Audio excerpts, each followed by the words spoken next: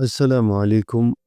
زندگی میں کچھ نہ کچھ واقعات بہت عجیب ہوتے ہیں جنہیں عقل تسلیم نہیں کرتی، لیکن اس حقیقت سے انکار نہیں کیا جا سکتا کہ کچھ ایسی طاقتوں کا وجود ضرور ہے جو انسان کو کسی موڑ پر تنگ کرتی ہے، نقصان بھی پہنچا سکتی ہے۔ میرے ساتھ بھی ایک ایسا واقعہ پیش آیا جسے میں آج تک سمجھنے سے قاصر ہوں۔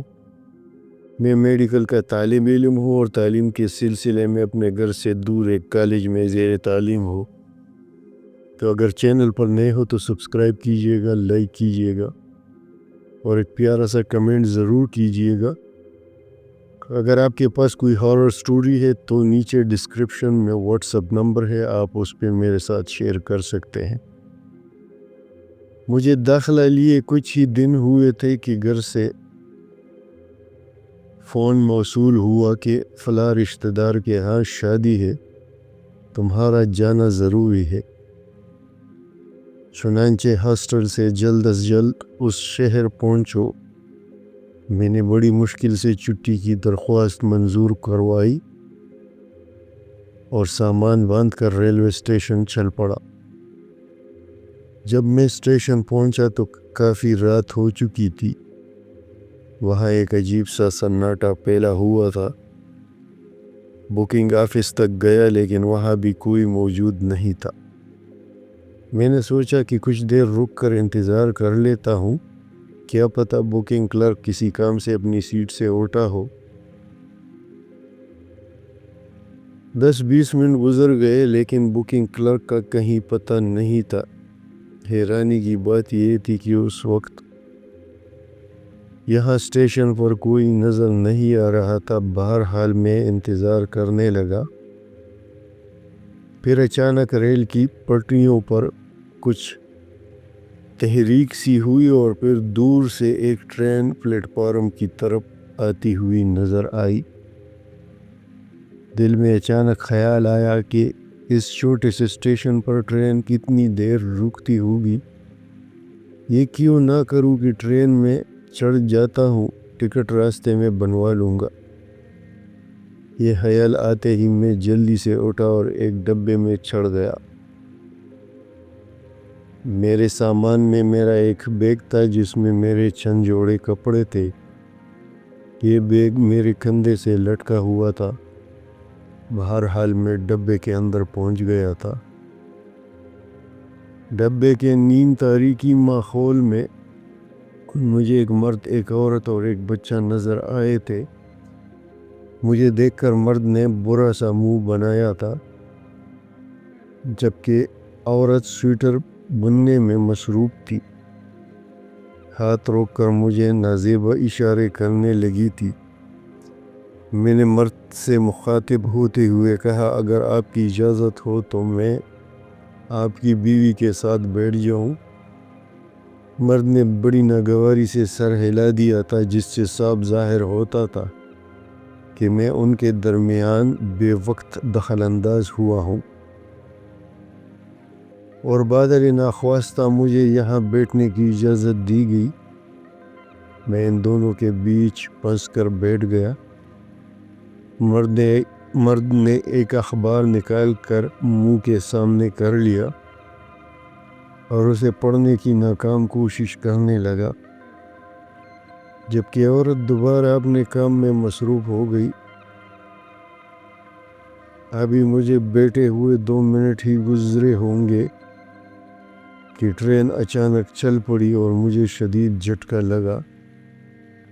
ٹرین یکدم ہی پوری اسپیڈ کے ساتھ دوڑنے لگی تھی۔ عام حالات میں اتنی اچانک، اتنی تیز رفتاری سے ٹرین کا چلنا ایک حیران کن بات ہی ہے۔ میں شدید حیرانی کے عالم میں ادھر ادھر دیکھ رہا تھا، جبکہ مرد، عورت اور بچہ بالکل اطمینان سے بیٹھے ہوئے تھے۔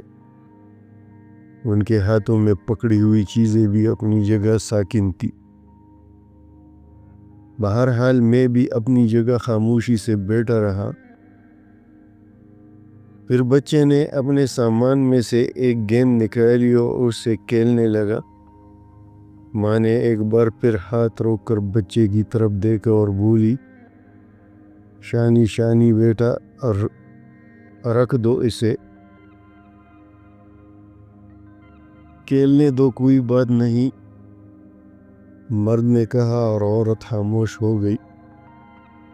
میری آنکھوں میں نیند کے ڈورے تیرنے لگے تھے اور پھر وہ بند ہونے لگی، لیکن اچانک مجھے آنکھیں کھولنا پڑی تھی۔ نیمو آنکھوں سے میں اس بچے کی طرف دیکھ رہا تھا، یہ مسلسل گیند سے کھیل رہا تھا کہ اچانک گیند کھڑکی سے باہر چلی گئی اور میں نے صاف دیکھا کہ بچے نے پھرتی سے ہاتھ بڑھا کر گیند کو لپک لیا۔ خدا کی پناہ، خدا کی پناہ، کیا ایسا ہو سکتا ہے کہ بچے کا ہاتھ اتنا لمبا ہو جائے؟ کیا ایک چھوٹے سے بچے کا ہاتھ اتنا لمبا ہو سکتا ہے؟ میری تو سانسیں بند ہو گئی اور میں اب پوری ٹھانگیں کھول کر بیٹھا ہوا تھا۔ پھر اس کے بعد جو ہوا وہ میرے ہوش اڑا دینے کے لیے کافی تھا۔ اس بار گیند مرد کی طرف والی کھڑکی سے باہر نکل گئی تھی، جسے مرد نے پیر لمبا کر کے پکڑ لیا تھا۔ مارے خوف کے میری آواز نکل پا رہی تھی۔ اتنا اندازہ تو ضرور ہو گیا تھا کہ کوئی گڑبڑ ضرور ہے۔ میں نے ہمت کر کے ان سے بات کرنے کی کوشش کی۔ کیا آپ نے پیر لمبا کر کے گیند باہر سے پکڑی ہے؟ تینوں نے بیک وقت ایک دوسرے کو دیکھا تھا اور پھر مرد نے بھاری آواز سے کہا، ہاں، میں نے اس طرح پکڑی تھی یہ گیند۔ مرد کا پیر انتہائی حد تک لمبا ہو گیا تھا اور میری چیخیں نکلنے لگی تھی۔ پھر ایک اور عجیب منظر رونما ہوا۔ اچانک ہی چلتی ہوئی ٹرین کا یہ ڈبہ باسکٹ بال کا میدان بن گیا تھا۔ گیند کا حجم باسکٹ بال کی گیند کے برابر ہو گیا تھا۔ ڈبے میں ایک جانب باسکٹ نمودار ہو گئی تھی اور اب مرد، عورت اور بچہ اپنی اپنی جگہوں سے کھڑے ہو گئے تھے اور پھر انہوں نے باسکٹ بال کے کھلاڑیوں کی طرح پوز بنایا اور پھر ایک عجیب غریب کھیل کا آغاز ہو گیا۔ وہ تینوں ڈبے میں باسکٹ بال کھیل رہے تھے۔ وہ میرے اندر سے آر پار گزر رہے تھے۔ ان کا وجود دھوئیں کے علاوہ اور کچھ نہیں تھا۔ وہ خوب شور مچا کر ایک دوسرے سے بال چھین رہے تھے، ہاتھ لمبے کر کے ایک دوسرے کو ڈاج دے رہے تھے اور باسکٹ میں گول کیے جا رہے تھے۔ اور یہ سارا منظر میرا بوریا بستر گول کرنے کے لیے کافی تھا۔ کچھ ہی دیر بعد وہ سب ناچ کرنے لگے، مہندی لگا کے رکھنا، دامن بچا کے رکھنا۔ اوہو شاوا شاوا، میں شدید خوف اور پریشانی کے عالم میں ان لوگوں کو دیکھ رہا تھا۔ مجھ پر بے ہوشی طاری ہونے لگی، چیخ کر حلق میں تکلیف ہونے لگی تھی۔ کچھ سمجھ میں نہیں آ رہا تھا۔ عقل اس بات کو تسلیم کرنے سے قاصر تھی کہ اچانک ایک ٹرین کا ڈبہ باسکٹ بال کا میدان کیسے بن گیا۔ میں شدید خوف اور دہشت کے عالم میں چیخا، تم لوگ یہ کیا کر رہے ہو؟ کیا ہے یہ سب؟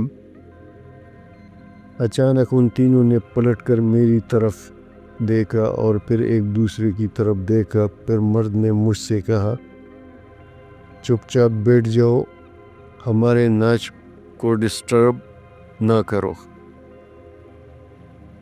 میں کچھ پوچھ رہا ہوں تم سے، بکواس بند کرو اور سیدھے بیٹھے رہو۔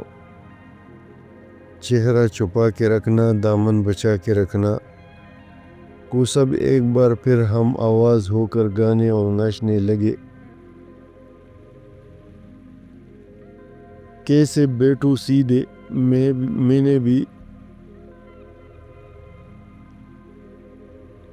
سیم جواب دے دیا۔ مرد نے ایک لمحے کے لیے عورت کی طرف دیکھا اور پھر بولا،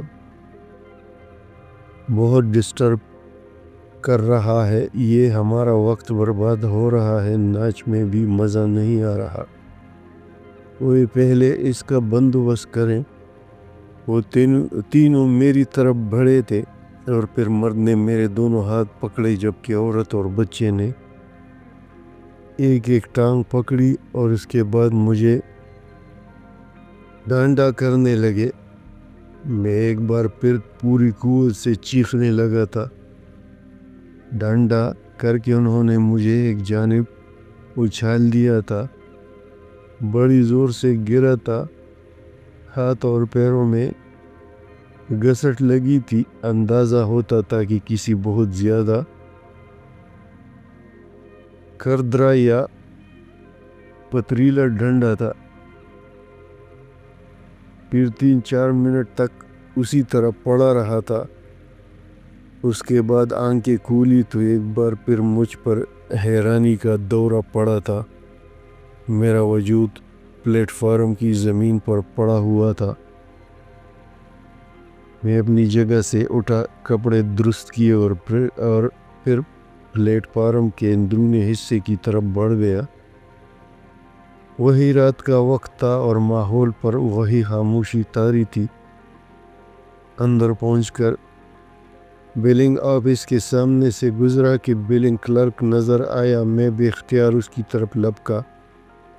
میں نے بکنگ کلرک کو مخاطب کرتے ہوئے کہا، بھائی مجھے ٹرینوں کا شیڈیول پتہ چل سکتا ہے؟ آپ نے کوئی بورڈ وغیرہ بھی نہیں لگایا ہوا، جبکہ ہر اسٹیشن پر شیڈیول بورڈ ہونا چاہیے۔ بکنگ کلرک نے حیرانی سے مجھے اوپر سے نیچے تک دیکھا، پھر بولا، جناب بس آپ جیسے کچھ لوگوں کی مہربانی ہے، لیکن آپ اس وقت جی مجھے ابھی یہاں سے نکلنا ہے، پلیز مجھے شیڈیول بنائیے۔ بکنگ کلرک نے مجھے ٹرینوں کا شیڈیول بتاتے ہوئے کہا، جناب شیڈیول کے مطابق رات کو اس وقت اس اسٹیشن سے کوئی ٹرین نہیں گزرتی۔ جی، میں نے حیرانی سے کہا، جی ہاں، آپ صبح 11 بجے سے پہلے یہاں سے روانہ نہیں ہو سکتے۔ کیا مطلب ہے آپ کا؟ بھائی میں صحیح کہہ رہا ہوں، رات کی کوئی ٹرین نہیں ہے۔ ہاں 4 سال پہلے ایک ٹرین ضرور چلی تھی جو رات میں یہاں پر رکتی تھی، لیکن پھر اس اسٹیشن سے تھوڑے فاصلے پر دہشت گردی کے نتیجے میں ایک انجن بوگیوں سمیت تباہ ہو گیا۔ پوری ٹرین تباہ ہو گئی، بڑے لوگ مرے تھے۔ بس اس واقعے کے بعد کوئی ٹرین رات میں یہاں نہیں رکتی۔ بلنگ کلرک اپنی کہہ رہا تھا اور میں خوف کے عالم میں سوچ رہا تھا کہ واقعی یہ اصلی ٹرین نہیں تھی بلکہ بھوتوں کی ٹرین تھی، اور میرے منہ سے بے اختیار نکلا، او مائی گاڈ۔ تو یہی تھی کہانی آج کی۔ امید کرتا ہوں آپ کو پسند آئی ہوگی۔ اگلے ویڈیو تک اللہ حافظ۔